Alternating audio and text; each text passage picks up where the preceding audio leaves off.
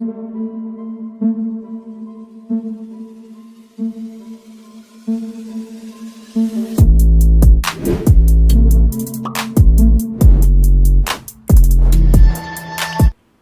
दोस्तों, scary story official में आप सबका स्वागत है।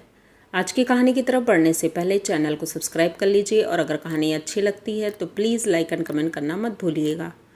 तो देर नहीं करेंगे, कहानी की तरफ बढ़ेंगे। आज की कहानी एक ऐसी कहानी है जो कि बहुत ही ज़्यादा डरावनी है।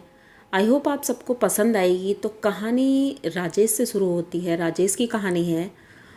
तो उन्होंने बताया कि वो एक फैक्ट्री में काम करते हैं और बहुत खुश हैं। उनके घर में उनकी बीबी है, 2 बच्चे हैं। और पर एक सबसे बड़ी प्रॉब्लम ये है कि जहाँ पर उनका घर है वहाँ से फैक्ट्री लगभग 20 किलोमीटर पड़ जाती है। तो डेली अप डाउन करने में बहुत प्रॉब्लम होती है, क्योंकि अभी उनके पास बाइक भी नहीं है। साइकिल है, साइकिल से जाते हैं, कभी कभी बस से जाते हैं। तो बहुत प्रॉब्लम होती है, ख़ास करके बरसात के दिनों में तो और प्रॉब्लम हो जाती है। तो यही सब सोच करके उनकी वाइफ ने बोला कि ऐसा है, आप इधर ही कहीं जॉब ढूंढ लो क्योंकि वो बहुत दूर है। लेकिन राजेश जी का कहना था कि इतने हम पुराने एम्प्लॉय हैं तो अब प्रमोशन भी होगा और पैसे भी बढ़ेंगे, तो वो छोड़ना ठीक नहीं है। प्लस हमारा व्यवहार भी अच्छा हो गया है सबसे, तो छोड़ना ठीक नहीं है। लेकिन अब किसी तरह जॉब तो करना ही था क्योंकि बेबी बच्चों का पेट भी पालना था। तो ये रोज़ के रूटीन के हिसाब से 10 बजे का ऑफिस था, तो ये 8 बजे घर से निकल जाते थे 2 घंटे पहले ही, और पौने 10 तक पहुंच जाते थे।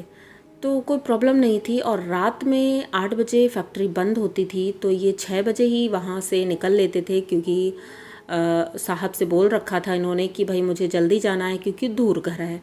तो वो भी मान गए थे, क्योंकि अब पुराने एम्प्लॉय हो गए थे तो उनकी बात वो सुन लेते थे। तो सब कुछ ठीक चल रहा था। पर एक दिन इनके साहब ने बोला कि भाई ऐसा है कि जहाँ पर इनका घर था राजेश जी का, उसी के आसपास एक फैक्ट्री बन रही थी। तो इन्होंने देखा कि वो फैक्ट्री बन रही है। तो उनके साहब ने बताया कि वहाँ पर मैं अपनी एक और फैक्ट्री खोल रहा हूँ, जिसको ज़रूरत हो वो वहाँ पर भी काम कर सकता है और जल्द ही वो तैयार हो जाएगी। तो राजेश जी ये सुन करके तो बहुत खुश होते हैं और साहब से बोलते हैं कि साहब आपने तो मेरे मुंह की बात छीन ली, क्योंकि मैं बहुत परेशान हो जाता हूँ, इतनी दूर से आता हूँ। अगर इसकी ब्रांच हमारे घर के पास होगी तो हमें कोई दिक्कत भी नहीं होगी और आपका काम भी अच्छे से हो जाएगा। तो उनके साहब कहते हैं हाँ हाँ, मतलब यही सब सोच करके मैंने ये डिसीजन लिया है। तो वो बोलते हैं कि चलो ठीक है, अभी कुछ दिन यहाँ पर काम करो, उसके बाद 1 महीने के अंदर ही ट्रांसफ़र हो जाएगा। अब ये काम कर ही रहे थे, तभी एक दिन इनके जो एक वर्कर हैं, चाय कॉफ़ी देते हैं, तो उनको हम बोल नहीं सकते हैं, वो 4th क्लास में हैं। तो उन्होंने बताया कि तुमको पता है राजेश? राजेश कहता है क्या? कहता है तुमको पता है सर, फैक्ट्री चेंज क्यों कर रहे हैं, यहाँ से उठाकर वहाँ शिफ्ट कर रहे हैं, क्यों कर रहे हैं? तो राजेश कहता है क्यों कर रहे हैं, क्योंकि हो सकता है उन्हें वहाँ ज़मीन ज़्यादा अच्छी मिल गई हो और कोई होगा उनका कोई रीज़न। तो कहते हैं ऐसा कोई रीज़न नहीं है। रीज़न मेन ये है कि जो यहाँ का नीचे वाला फ्लोर है उसमें कुछ भूतिया गतिविधियाँ होती रहती हैं और जिस वजह से काम पर बहुत इफ़ेक्ट पड़ रहा है। तो सर ने इसीलिए डिसाइड किया है कि इसको हम बंद कर देंगे और वहाँ पर खोलेंगे। तो राजेश इन सब चीज़ों को मानता नहीं था, तो उसने कहा ऐसा कुछ भी नहीं होगा, तुम फालतू की बात कर रहे हो, ऐसा कुछ भी नहीं है। तो वो कुछ नहीं बोलता है, वो चला जाता है। उसके बाद ये 1-2 लोगों से और बात करता है, तो वो भी कुछ ऐसी ही बातें कर रहे थे। पूरी फैक्ट्री में खुसर फुसर चल रही थी। सभी लोग डरे हुए थे, क्योंकि जो मानते थे वो तो डरे हुए थे ही, और जो नहीं मानते थे राजेश की तरह, वो लोग कुछ ज़्यादा ही शेर बन रहे थे। तो उनमें से राजेश ने बोला कि ऐसा है, हमें चलकर वहाँ देखना चाहिए कि ऐसा क्या है वहाँ पर। तो बाकी सब लोग तो तैयार नहीं हुए, लेकिन राजेश खुद एक दिन शाम को, वही 6 बज चुका था, इसके निकलने का समय हो रहा था, तो इसने सोचा एक बार जाकर वहाँ देखते हैं, अभी तो शाम ही हुई है।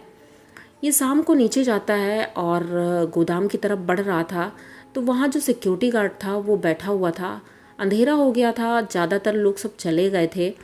तो वो गोदाम बंद था और वो सिक्योरिटी गार्ड बाहर बैठा था, बूढ़ा था।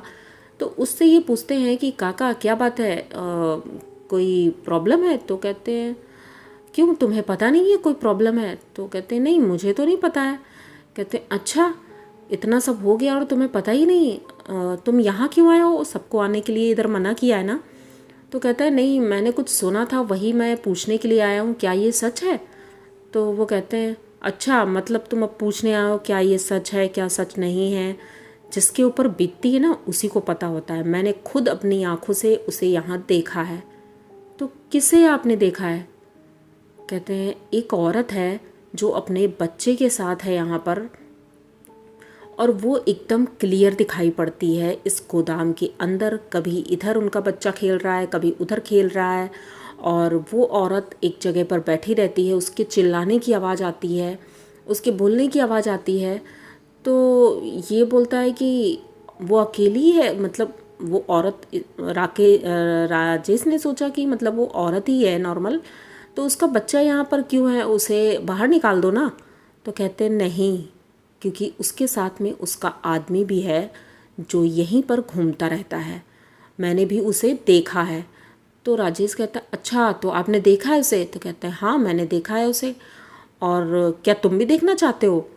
तो राजेश कहता है हाँ हाँ, क्यों नहीं, मैं भी देखना चाहता हूँ। तो कहता ठीक है, अंदर गोदाम में जाओ और थोड़ा सा सामान है वो उठा कर ले आओ तुम। तो राजेश कहता है इसमें कौन सी बड़ी बात है, मैं जा सकता हूँ। ये अपना बैग बाहर रखता है और अंदर गोदाम की तरफ चल देता है। गोदाम का बड़ा गेट था वो खोलता है और अंदर जाता है। अंदर खूब अंधेरा था, सारी लाइटें बंद थीं। ये एक एक करके लाइटें खोलता है पहले तो, पर लाइटें जल नहीं रही थी, बार बार फ्लक्चुएट हो रही थी और लाइट बंद हो जा रही थी। तभी इसे दिखाई पड़ता है अंदर एक पिलर था, उस पिलर के पीछे कोई झांक रहा था। तो ये आवाज़ देता है कौन है, क्या तुम वही हो वो बच्चा, तुम वहाँ क्या कर रहे हो, चलो बाहर चलो सब लोग। तो वो दौड़ता है इस पिलर से दूसरे पिलर तक, और ये दौड़ करके उसे देखने के लिए जा ही रहा था, तभी उसे वहाँ एक औरत बैठी हुई दिखती है। वो औरत बहुत तेज़ी से रो रही थी। तो ये दूसरी तरफ जब मुड़ता है उस औरत को देखता है, तो एकदम से उसके पास जाता है और पूछता है तुम रो क्यों रही हो? वो अपना सर नीचे करके रो रही थी।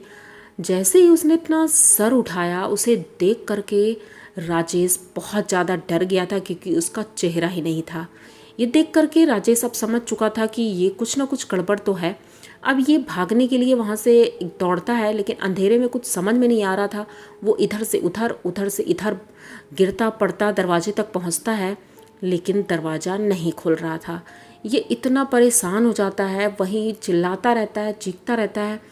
दरवाज़ा लेकिन कोई नहीं खोलता है, क्योंकि वहाँ आसपास भी कोई नहीं था जो दरवाज़ा खोल दे, क्योंकि ऐसा लग रहा था जैसे किसी ने बाहर से बंद किया दरवाज़ा। राजेश पूरी गोदाम में इधर से उधर दौड़ता रहता है और वो बच्चा उसे दौड़ाता रहता है। जब वो ज़मीन में गिर जाता है एक जगह टकरा करके, वो बच्चा उसके सीने में बैठ जाता है और उसकी छाती को पीटने लगता है इतनी ज़ोर से। वो उस बच्चे का चेहरा देखता है, उसकी बड़ी बड़ी आंखें, उसके निकले हुए दांत, इतना भयानक चेहरा था वो देख करके वो एकदम से बेहोश हो जाता है।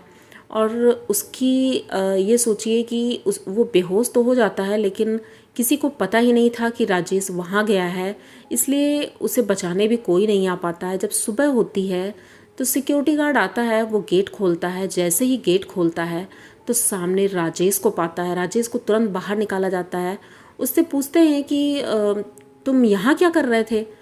तो वो कहता है मैं यहाँ कब आया था, याद करता है। तो उसे याद आता है कि वो रात में आया था। रात में क्या मतलब, वही शाम को आया था 6 बजे। तो आपने ही तो बताया था कि अंदर से ये सामान लेकर आओ। वो कहता कल तो मैं आया ही नहीं था। तो कहता अरे नहीं भाई, आपने ही बोला था मुझसे कि वो सामान अंदर से लेके आओ। कहता मैं आया ही नहीं था, अगर तुम्हें विश्वास नहीं है तुम किसी और से भी पूछ सकते हो, और कल रात यहाँ पर कोई भी सिक्योरिटी गार्ड नहीं था। अब राजेश ये सुन करके तो और डर जाता है। वो तुरंत वहाँ से उठता है और भागने लगता है। जब भागने लगता है तो उसे अपना बैग मिलता है। वो बैग वहाँ से उठाता है और उठाकर चल देता है। उसकी तबीयत खराब लग रही थी, तो उस दिन साहब से वो छुट्टी लेता है और अपने घर की तरफ निकल जाता है। साइकिल से ही जा रहा था, पर साइकिल उसकी बहुत धीमे चल रही थी। ऐसा लग रहा था जैसे साइकिल में कोई बोझा लदा हुआ हो। वो धीरे धीरे साइकिल चला रहा था। उसे ऐसा लगता है जैसे उसके बगल से कोई दौड़ रहा है, और जब वो पीछे देखता है तो वही बच्चा उसके पीछे दौड़ रहा था। वो एकदम से उतरता है साइकिल से और अपना बैग देखता है। बैग में टिफ़िन था, तो वो सोचता है कि इसमें शायद कुछ खाने का सामान होगा, तो वो मैं इसको दे दूँगा, क्योंकि सुना था कि अगर भूत प्रेत कुछ है और उससे तुम्हारे पास कुछ खाने का है तो वहाँ रख दो, तो वो खा लेंगे। तो ये अपने टिफ़िन से कुछ निकालने के लिए जैसे ही टिफ़िन खोलता है तो उसमें कुछ मीठा रखा हुआ था। ये उसे पता नहीं, क्योंकि वो मीठा लाया ही नहीं था। वो टिफ़िन वहीं फेंक देता है और तुरंत साइकिल लेकर भाग जाता है। अब अपने घर पहुंचता है तो उसकी बीवी उसकी हालत देख करके एकदम डर जाती है और पूछती है कि आप रात में कहाँ थे, मैं कितना परेशान थी, कोई फ़ोन नहीं था इसलिए फ़ोन नहीं कर पाई। तो वो पहले तो लेट जाता है, उसके बाद पानी मांगता है तो उसकी बीवी पानी देती है। फिर वो पूरी बात अपनी बीवी को बताता है तो वो कहती है कि ऐसा है, अब आप वहाँ नहीं जाएंगे, कुछ भी हो जाए, आपकी जान से बढ़कर कुछ भी नहीं है। तो वो कहता है मतलब मुझे विश्वास नहीं हो रहा है कि ऐसा भी कुछ होता है। लेकिन उस दिन के बाद से राजेश की तबीयत दिनों दिन और ख़राब होती जा रही थी। ऐसा लग रहा था मानो उसके शरीर से कोई खून चूस रहा है। उसे हर जगह वो औरत दिखाई पड़ती थी। रात में उस दिन जब वो सो रहा था, बगल में उसकी वाइफ लेटी थी, लेकिन आधी रात में जब उसकी नींद खुलती है तो बगल में उसकी वाइफ नहीं, वही औरत दिखाई पड़ती है बिना चेहरे वाली, जिसे देख करके वो चीखने लगा था एकदम। उसकी हालत अब एकदम पागलों जैसी हो रही थी, क्योंकि वो जिसका भी चेहरा देखता था सबके चेहरे में वो औरत दिखाई पड़ती थी या फिर वो बच्चा। वो दिनों दिन पागल होता जा रहा था। अब सब लोग इतना परेशान हो गए थे, फैक्ट्री के मालिक भी परेशान हो गए थे, क्योंकि उनकी वाइफ ने फैक्ट्री के मालिक से बताया कि जब से ये फैक्ट्री से आए हैं तब से इनकी ये हालत है। तो वैसे भी फैक्ट्री के मालिक को सब पता ही था। तो उन्होंने पहले तो डॉक्टर को दिखाया, तो डॉक्टर ने मेंटल हॉस्पिटल भेज दिया था। वहाँ पर उसका ट्रीटमेंट चला, लेकिन उनके जो मालिक थे उन्होंने एक पंडित जी से भी सलाह ली और उनके माध्यम से उसको कुछ पूजा वूजा कराई गई। जब पूजा वूजा कराई गई तब पता चला कि उसने कबूल किया, राजेश के शरीर के अंदर थी वो आत्मा। उसने कबूल किया कि इस फैक्ट्री में गोदाम जहाँ बना है उस जगह पर बहुत समय पहले जब ये काम चल रहा था, जब बन रही थी फैक्ट्री, तभी उस औरत की और उस बच्चे की डेथ हुई थी और उसके पति की भी मौत वहीं पर हुई थी। उन्हें बचाने की वजह से उस गड्ढे में गिर गए थे और तीनों की मौत उसी जगह पर हो गई थी। तब से वो यहीं पर हैं और उनकी आत्मा यहीं घूमती रहती है उस गोदाम के अंदर। तो उसको निकालने के लिए पंडित जी बहुत प्रयास करते हैं और पूजा करते हैं। उसके बाद ही उस आत्मा से मुक्ति मिलती है, उसे मुक्ति दिलाते हैं। तो राजेश जी अब तो फ़िलहाल ठीक हैं। पूरा 1 साल लग गया था उन्हें ठीक होने में, और अब वो उस कंपनी में काम नहीं करते हैं, अब दूसरी जगह काम करते हैं। अब सब कुछ ठीक है और अच्छा चल रहा है। तो आप लोगों को राजेश जी की कहानी कैसी लगी? अगर अच्छी लगी हो तो प्लीज़ चैनल को सब्सक्राइब करिए, लाइक कमेंट करिए, शेयर करिए और बने रहिए हमारे साथ। मिलते हैं फिर किसी नई कहानी के साथ। तब तक के लिए डरते रहिए।